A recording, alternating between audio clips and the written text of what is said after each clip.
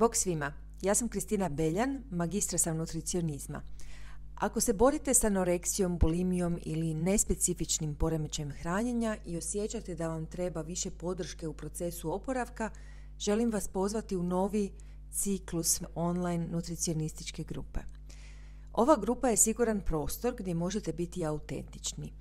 U grupi nema osuđivanja ni pritiska. Zajedno ćemo razgovarati o izazovima s hranom, o osjećaju krivnje, o strahu od debljanja i učit ćete korak po korak kako graditi zdraviji odnos prema hrani i vlastitom tijelu. Susreti se održavaju online jednom tjedno u trajanju od 90 minuta.